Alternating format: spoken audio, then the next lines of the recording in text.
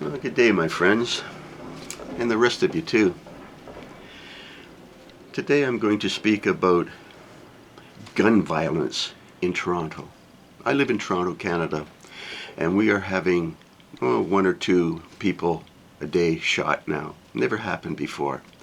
In other words, there's more illegal guns on the streets than ever before. The guns are being smuggled in to the country from the United States. All this business about domestic guns being used, it's nonsense. Yes, there are break-ins. Yes, people do commit suicide. Yes, people do shoot their wife, or vice versa. But that's a very, very small percentage of the people.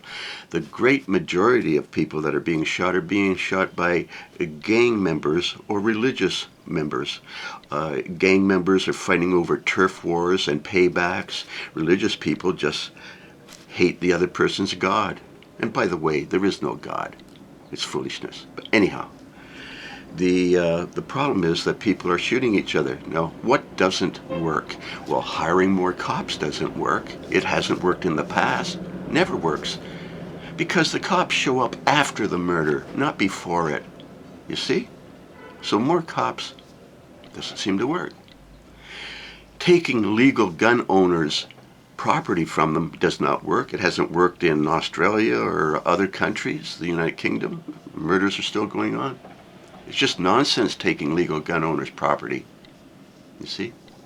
So if the hiring more police doesn't work, taking people's property doesn't work, what about youth programs? Oh, youth programs, we need more youth programs. Well, it hasn't worked so far. Matter of fact, the guy that got shot last night got shot at a community center. So it's just nonsense, you know? Now, one of the things that's going on is these little white Christians going and shooting black Christians, or little white Christians going and shooting Muslims. Or you get a Muslim driving a truck down over people, or another Muslim shooting girls up on the Danforth. It's a very complicated thing that we're talking about. Now, the thing is that the rap industry is partly responsible.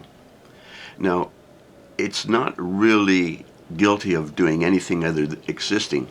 That's what the rap industry is doing. It's just existing. It's just like in the days of Rome, people complained, well, the young people don't dress like us and they show no respect. Well, see, this has gone on for thousands of years. So when you have new children being born, they've got to learn everything for themselves all over again. So it repeats in history, you know.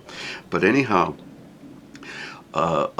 when people make artificial movements, you know, rap movements, those are learnt movements. They're not real. When people want to dress like basketball players, you know, that's a cultural thing.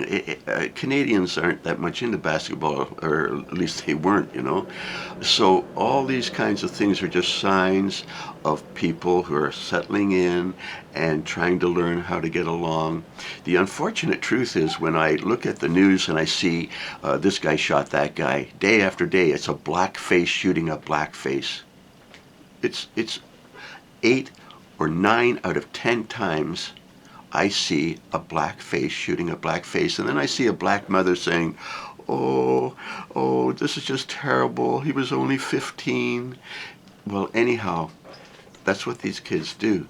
Now, until we can help them to grow up and become normal Canadian citizens, how do we prevent this problem if the cops haven't worked, if the programs don't work? How do we do it? Well, rather than stealing legal gun owners' property, this is my simple solution. We will offer $2,000 per gun, let's say. That's a small amount of money. We have millions. We have billions. We pay every policeman $100,000 a year. So we have $2,000. And what we would simply do is go on Channel 24 News, have a phone number, and just say, if you turn in a person with a gun, whether we get a conviction or not, you will get $2,000 in your bank account as long as we get that gun. If the guy has 2 guns, you'll get $4,000. If the guy has 5 guns, you'll get $10,000. Do you think that these people won't start turning each other in for money? Not, oh, we'll give you $100. How silly. But real money talks, bullshit walks. Okay? So anyhow, what will happen is these people that have guns, they go to a party and they show guys their gun. Oh, look, I've got a gun, right? They do. They can't help but brag and show off their power. And then they also have girlfriends who they beat up and throw out, and she'll turn them in also. Now, if a guy goes to a party and he's showing people his gun and people know that he has a gun, there's one girl there, there's one guy there that doesn't like this guy, and they would like to have $2,000 in their account anonymously, or $4,000 or $5,000. They'll start turning these guys in so quickly it's not funny. That's a simple solution. The cops can't find them before they've acted out. We have to let them turn themselves in. They will destroy themselves if we offer them $2,000 per gun and an anonymous phone number. Nobody's going to know that they're a rat, and they're going to get lots of money. They're going to do it. So anyhow, that's a simple solution. Rather than carding, rather than arresting whole neighborhoods, we will simply offer them money. They will turn themselves in. We will take a lot of guns off the street, and the city will become even more safe, because Toronto is really a safe city. If you don't go into a group of people that have guns in their mind, and that's how they control things, you're perfectly safe. You can go jog around the block. You can go all over the place. It's only when these nuts get out there, they don't know how to shoot, and they're going to shoot it up to pay people back. Also, for what it's worth, when I was in public school, in grade 3 and 4, they used to take us down to the basement and teach us how to shoot guns. They had rifle ranges in the public schools back in 1954, 1955, and taught little boys like me to shoot guns. And it was okay. We didn't grow up to be crazy.